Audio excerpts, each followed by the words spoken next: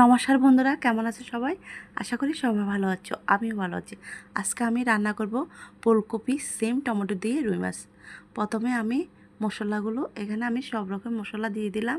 এখন মশলা কষিয়ে নিয়েছি, এরপর দিয়ে দিব সেম ফুলকপি। এখন আরেকটু ভালোভাবে কষিয়ে নেব।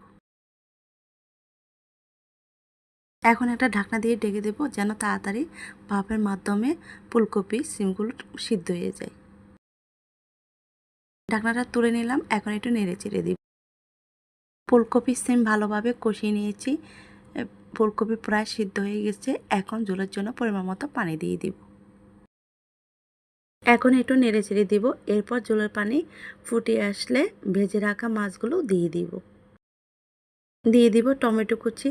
এরপর কিছুক্ষণ রান্না করে নেব।